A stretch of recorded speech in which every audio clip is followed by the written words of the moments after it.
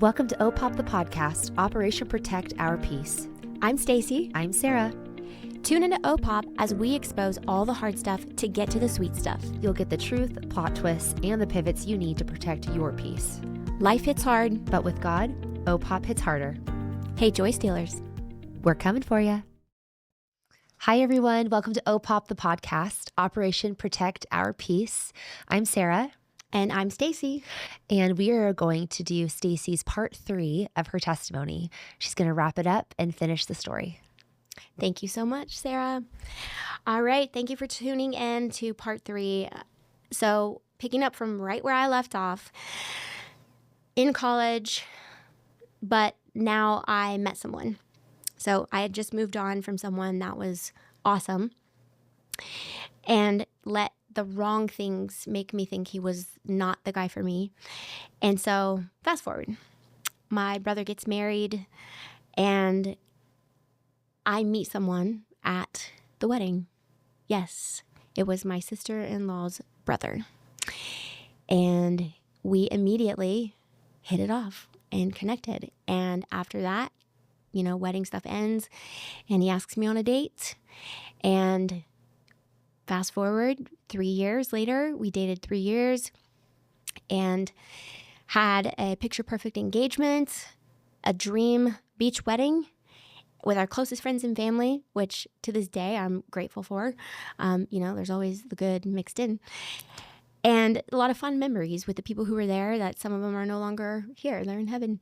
So those things are special. But let me just rip this Band-Aid. 3 siblings in one family, married 3 siblings in another family. And yes, it was broken up. First one, and then 3 years later, well, actually almost 4 years later, I married a brother. And then almost 7 years later, the younger siblings also got married. So yes, unheard of. It's like a movie. No, it is not a religious thing. No, we did not grow up together. We didn't know each other. Like I said, that was the first time I ever met him. And he was older than me, so he lived an hour away, and that was the only way that I met him because he was at the wedding.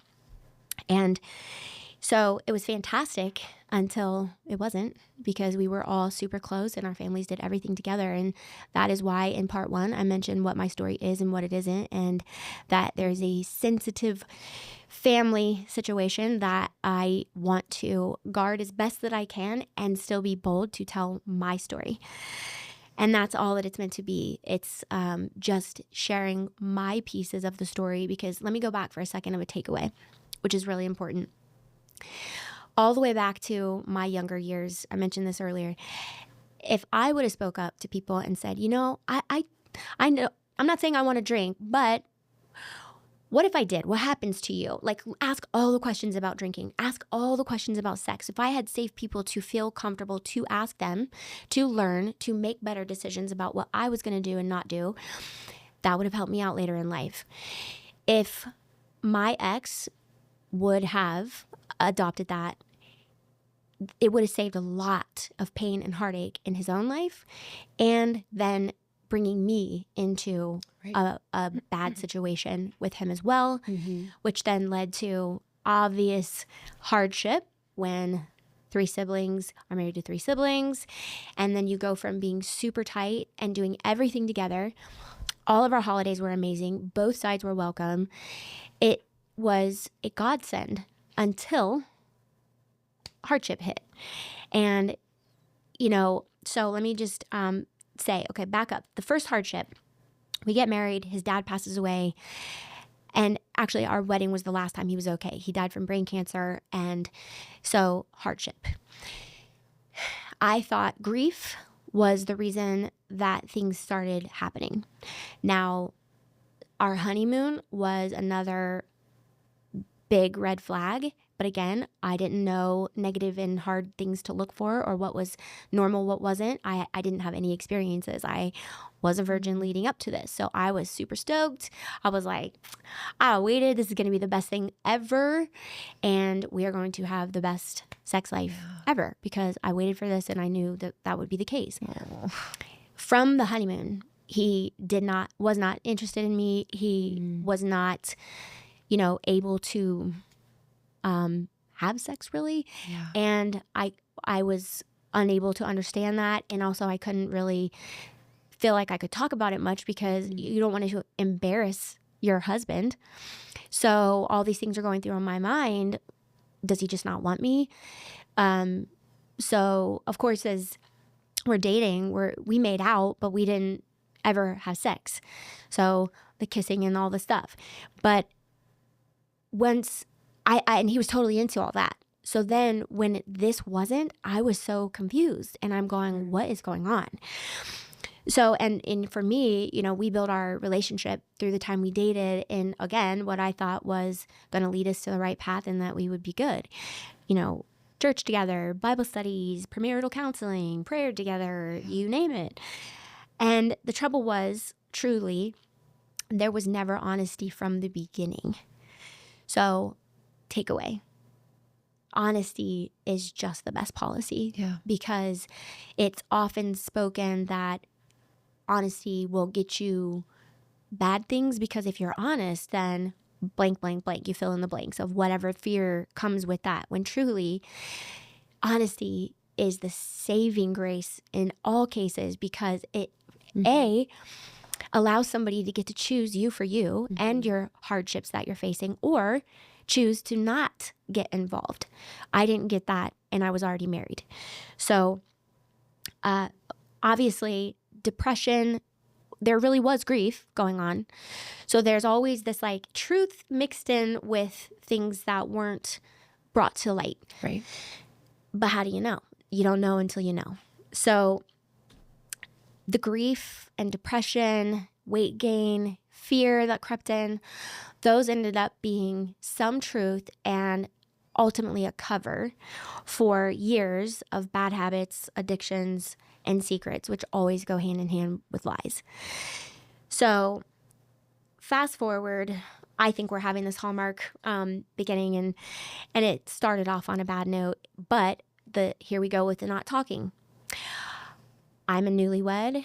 I have no experiences. This starts happening, and I don't know what to do. So I'm just writing in my journal, venting and praying, God help. I don't know what to do. I thought this was going to go differently, but I also don't feel liberty to tell anyone, because how embarrassing would that be for my husband? Sure. And I don't want to hurt him. And well, that would make me a sucky wife. Here I am airing his dirty laundry of what he said also was performance anxiety. So then how bad do I feel then? It's like, okay, he's going through grief, depression, this, that, and performance anxiety, which can be a real thing. Again, right? That could have been true. However, it turns out that there was a porn addiction. Similar to you. And your story. And that was from the time he was 15 years old. So we didn't meet till he was late 20s.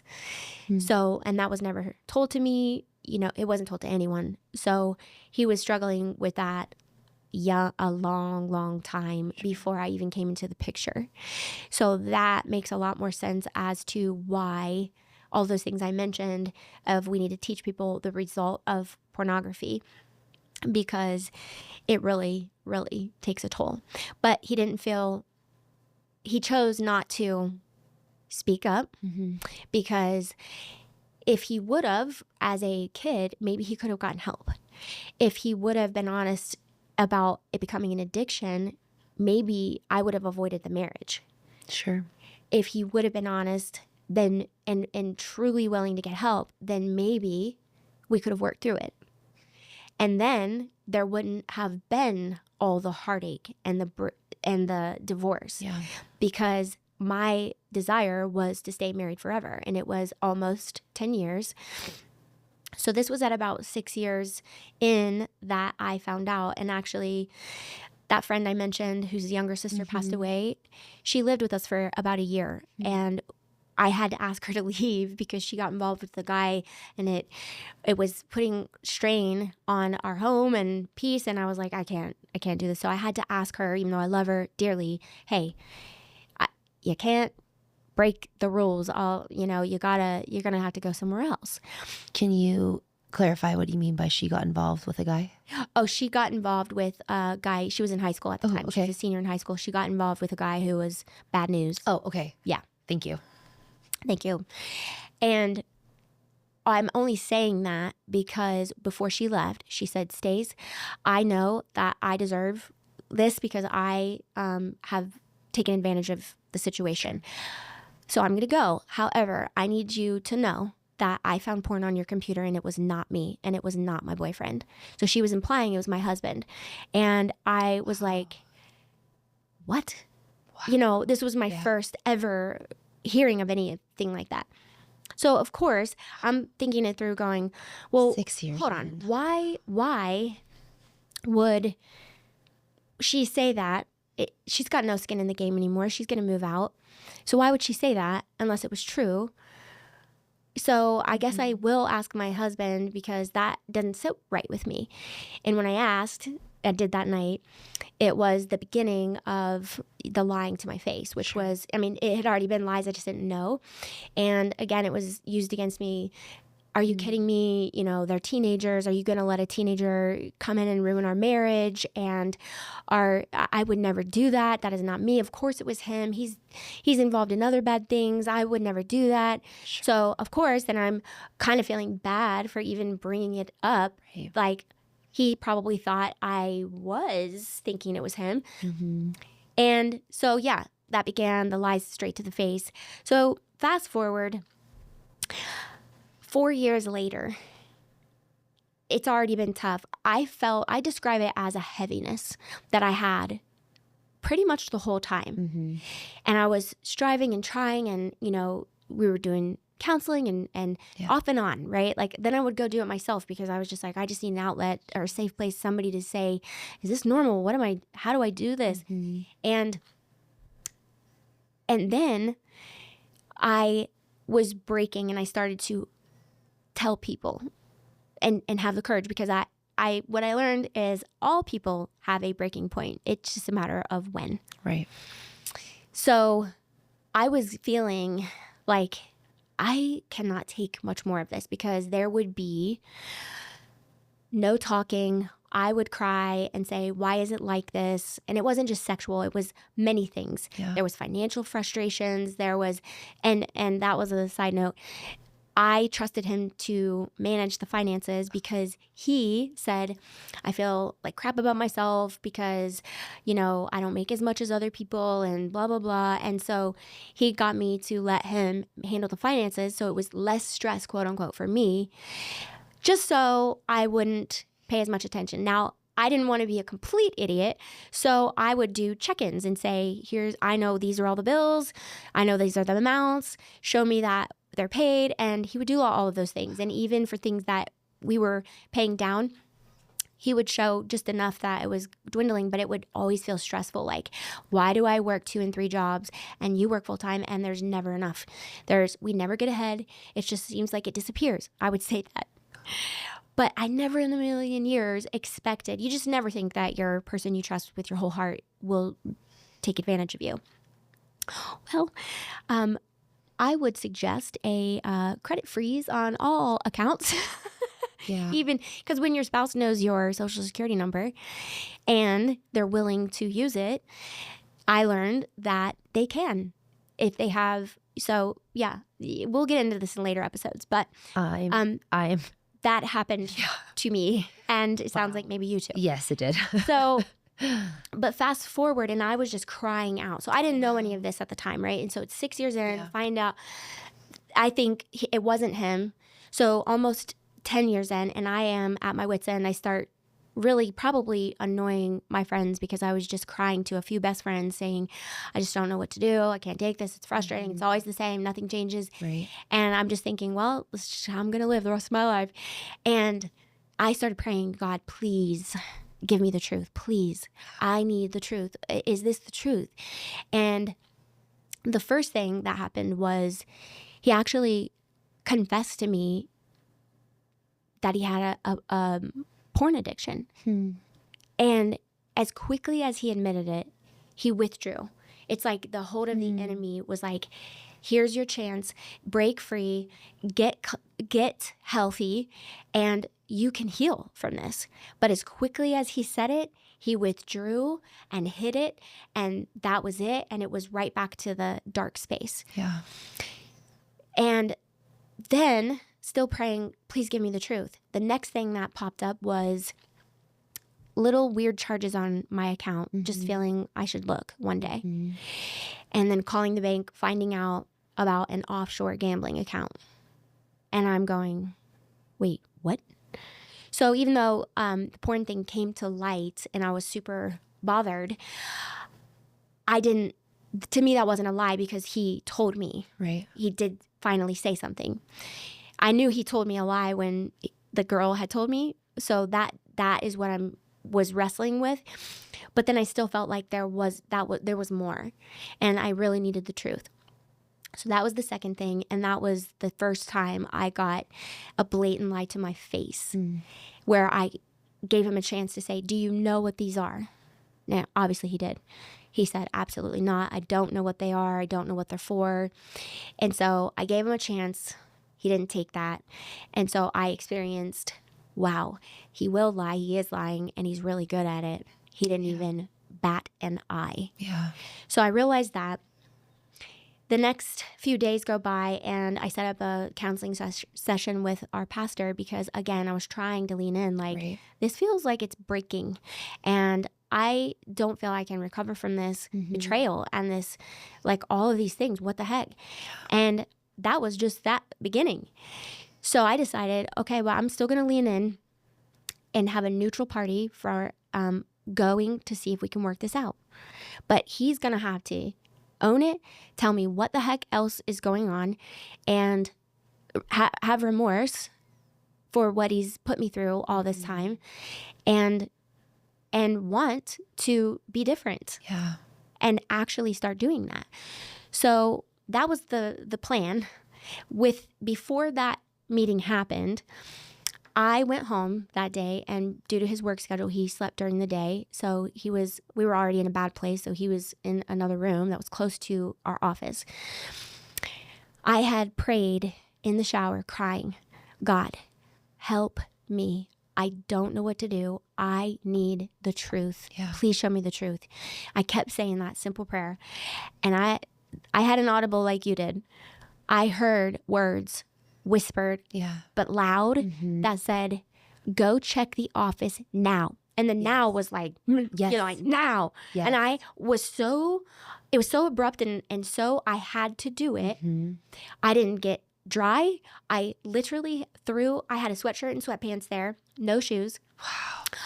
I did have my purse in there. That speaks to why I was already spooked, It's unnerving when you're a person, you realize like they're showing things that you never thought they. The one thing I thought what I had was trust, right? You're living and genuine, and it was not that there. So I'm going, I don't know what I have, and now I'm scared. Well, God said, go check the office now, and I tippy-toed over there with my purse. All the files were out of the cabinet, and on top of the desk, piles, and I'm going, what the heck? I didn't even know we had this many files, first of all, and what the heck are they doing? So my mind is reeling, my heart starts racing. He's in the other room asleep. And I'm going, in my head, I'm praying, God, what do I do? What do I do? Okay, I came to the office. There's clearly something here. Now what? And I just picked up certain ones, and exactly to the right spot where there was all these files I had never seen, business, they were labeled, well, not labeled, but inside when I opened, they were businesses, accounts, things I had never known of, seen, and I just grabbed them and ran. And as I was running downstairs, I was planning on leaving the home at that time, I heard again a voice that said, check his truck now. So I go to get in my car, and I open his passenger door. He had a bag full of more files, packed full. And he was going to go get together with the guys that night. So he was leaving. So he packed a bag, and he took all these files. I took the bag, not knowing what was in it, and put it in my car and left and went to a friend's house sobbing because I knew, well, I didn't pray for truth and then God do that. This is the truth. I found He had opened 16 credit cards in my name. He had opened a fraudulent account in a family member's name and lied about it. There were extra phones, extra bank accounts. There was the offshore gambling accounts. There were chats. There were, again, you mentioned the Craigslist ad, same. And those can be for some really bad things. And so the problem with dealing with when someone is lying, nobody knows what is the truth. So fast forward, I'll stop on the details there, but we got divorced and it was really difficult on our whole family. And when we met with the pastor, here's one thing I will say. He admitted, because I had everything, black and white. Sure. It was, do you know about this? Yeah. Did Stacey know about that? No. Why did you do that? You know, all these things. And it was in front of a witness. Mm-hmm. He admitted everything. And the one thing I said was, what you say next is going to make or break, because I can't do this anymore. If you can do this to me, that's not love. And God does not ask me to stay after all of this and the betrayal and the lies and the abandonment of this marriage a long time ago, really before it began. I'm really free to go, but what you say next will determine if I do. And it was this smug, sorry. And my pastor's jaw dropped. He said, that's all you're going to say? Well, I can assure you that she is free to go. Biblically and in God's eyes and based on your behavior, she is free to go. Yeah. So unless you want to rethink that, she's free to go. And he heard everything. So it was relieving to me because someone in the world knew also the truth besides me, which a lot of people don't get. So fast forward, and that blew up. But unfortunately, it was really hard because the truth wasn't told to the family. The one thing I asked was, you will make this right with the family and own your peace, because you're wrecking my life for now, but you will not wreck our family, because we have a wonderful family and you will not wreck that too. And I was adamant. But again, best made plans. It's hard when it's your sibling. And now I know that me speaking up, even getting ready and preparing for this, was triggering to me, because there's 2 times I've spoken up about it. One in a podcast that was called, I was a guest on a podcast, and I ended up taking it down because I got so reamed for telling my story, and it was a story of healing and how I had made it through this and moved on. And I then one other time wrote a poem called My Life is a Miracle. And this is only situation 1. I have 2 others. And I'm just going to hit on them really bullet point, because that one is the one that, even though I didn't have kids, it was like the family unit was the child, you know, in a sense, because everyone dealt with that grief in their own way. And I recognize that. But what was hard is, for years, I realized that because of my easygoing nature, I didn't always speak up or have an opinion about certain things, but it wasn't that I didn't have one. And so people felt like they could tell me what to do. And even if it was not with my best interest at heart, if it was good for them, then it was, you better follow. And it really just means it's good for us. And so I had to make some hard decisions to say, you know, there's some healthy boundaries that now we're divorced. I cannot just continue on certain family functions and, you know, the way that it did change. And it was really hard on everyone to have that family change. Right. But we've worked through that. And the best part is I love and adore my family, because these things are triggering. I now, in a healthy state, can look back and go, oh, so me speaking up triggered them. Hence the reaction to say, I want this to go away. You are the one talking about it. AKA you're the one not letting this go away. But it isn't just going away in my life, that it is my story, and it is what is going to be used to help so many people avoid these things. So I had to differentiate and go, okay, I see where that could be hard for them, but that's got to be mutual. And I learned I cannot be responsible for other people's trauma that is connected to their triggers. Mm-hmm. And I don't love anyone any less. What I hope is that each one will hear the vulnerability and the care that I have, and that my actions and motive, God knows my motive, is restoration, hope, that we could talk and say, you know, we may agree to disagree, but I love you the same. Because I could have used that. Now, my parents, solid the whole time. And you know what? I give grace because it's hard for people. My siblings were a rock and a hard place, and they love me, and I know it. But sometimes if people aren't ready to deal with things, then look, I respect and honor the decisions that they had to make. So I'm proud of where we're at today, and I still had to take some consequences for speaking up, but I also had to learn I have the right to share the journey and give God all the glory. Yeah. And ultimately, one day, my nieces and nephews and all the beautiful kids in my life, I hope will hear this and know I'm here for you.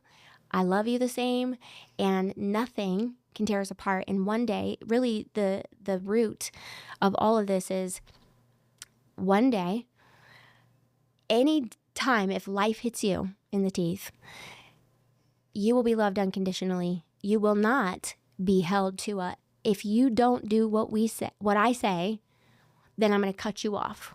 Because I know how that feels. Right. And it is rough. It is painful. So I'm going to try my best to treat people the way I want to be treated. And that's a takeaway from this. It was hard. I did take loss. So did they. We all did. And that's what divorce does. Yeah. It's not pretty. And you don't wish it upon anyone.